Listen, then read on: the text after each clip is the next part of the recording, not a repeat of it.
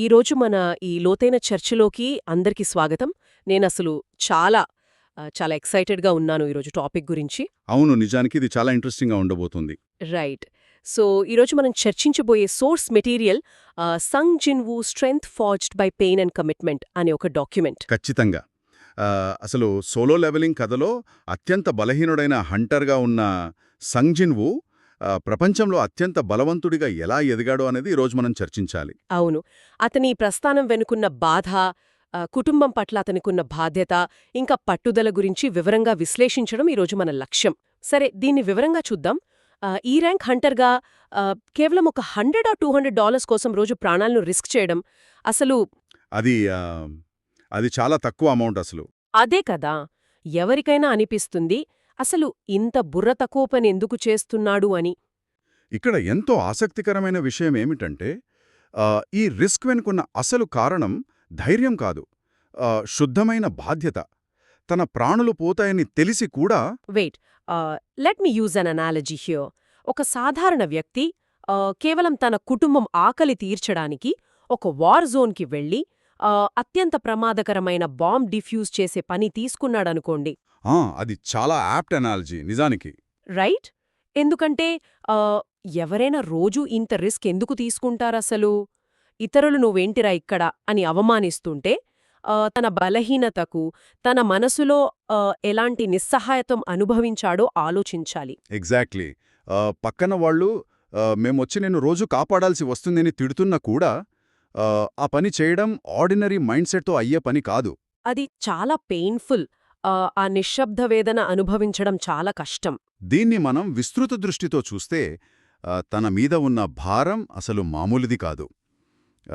వయసు చూస్తే జస్ట్ 18 లేదా 19 ఇయర్స్ అంతే. ఓ వావ్! ఆ వయసులో అసలు చాలామంది జస్ట్ చదువుకుంటూ నార్మల్ లైఫ్ ఎంజాయ్ చేస్తుంటారు. అవును. కానీ జిన్వూకి తండ్రి కనుమరుగవడం, అంటే ఒక గొప్ప హంటరైన తండ్రి మిషన్కి వెళ్ళి తిరిగి రాలేదు. అందరూ చనిపోయారు అనుకున్న తండ్రి తిరిగి వస్తాడు అనే ఆశ అతనిలో ఇంకా ఉంది. ఆ ఆశతో పాటు ఇంక తల్లి పరిస్థితి కూడా విషాదంగా ఉంది. ఎటర్నల్ స్లీప్ డిజీజ్, శాశ్వత నిద్ర వ్యాధితో తల్లి కోమాలో ఉండటం, ప్రతి నెల మెడికల్ బిల్స్ కట్టాలి కదా. ఖచ్చితంగా. ఇంకా చెల్లెల్లి చదువు కోసం డబ్బు అవసరం. ఈ బాధ అతన్ని మానసికంగా కృంగడేస్తున్నా అదే బాధ అతనికొక డ్రైవింగ్ ఫోర్స్గా మారింది అంటారు. మనకు లభించిన ఆధారాలు అదే తన కుటుంబాన్ని కాపాడుకునే ప్రయత్నంలో తను పడే అసహాయత్వాన్ని బయటకు చెప్పలేక లోపల లోపల అనుభవించే నిశ్శబ్ద వేదన చాలా పెద్దది. నిజమే. తన బాధను ఎవరితోనూ పంచుకోలేదు. అది తనని రోజూ కుమేదేస్తుంది. He literally has zero emotional support system. కానీ ఇక్కడే విషయం చాలా ఆసక్తికరంగా మారుతుంది. జీవితం అన్ని దారులు మూసేసింది అనుకున్న క్షణంలోనే అసలు మొలుపెదరవుతుంది. డబుల్ డంజన్ ఇన్సిడెంట్ అది అతని లైఫ్ని మొత్తం మార్చేసింది కదా. అవును. మరణానికి దగ్గరగా ఉన్న సమయంలో సిస్టమ్ అనే ఒక రహస్య శక్తి అతనికి సెకండ్ ఛాన్స్, రెండో అవకాశం ఇవ్వడం చాలా అద్భుతం. ఎవరి జీవితంలో అయినా అన్ని దారులు మూసుకుపోయాయనుకున్న క్షణంలో ఒక అదృశ్య శక్తి సహాయం చేయడం లాంటి అద్భుతంతో దీని పోల్చొచ్చు. కాని సిస్టమ్ అతన్ని ఎందుకు ఎంపిక చేసుకుంది? ఎందుకంటే అది అతని బాధను, కష్టాలను, అతని మనసును చూసింది. అంటే ఇది కేవలం ఒక అదృష్టం లేదా ప్లాట్ ఆర్మర్ కాదంటారు. అసలు కాదు. ఇది కేవలం పవరప్ అసలే కాదు. ఇది ఒక పునర్జన్మ. సిస్టమ్కి అసలు ప్రపంచంలో అత్యంత బాధను తట్టుకోగలిగే ఒక ఎంప్టీ వెస్సల్ కావాలి. ఓ, దట్ మేక్ సెన్స్. అందుకే అందరూ తప్పించుకున్నా తాను ఆ చావు క్షణంలో కూడా బతికుండాలి అనే పట్టుదల చూపించాడు తన ఫ్యామిలీ కోసం. రైట్. ఆ ఎక్స్ట్రీమ్ తపన, ఆ షియర్ ఫోర్స్ ఆఫ్ విల్నే సిస్టమ్ చూసింది. అత్యంత బలహీనుడైన ఒక వ్యక్తి ఖచ్చితమైన బాధ్యతతో ముందుకు వెళ్లడం అది గుర్తించింది. కాని ఈ కొత్త శక్తి వచ్చిన తరువాత కూడా అతని అసలు లక్ష్యం మారలేదు కదా. అదే అతన్ని అంత ప్రత్యేకంగా నిలబెడుతోంది. అవును. ఇది ఒక ముఖ్య ప్రశ్నను లేవనెత్తుతుంది. నిజమైన శక్తి అంటే కేవలం కండలు పెంచడం కాదు, బాధను జయించడం.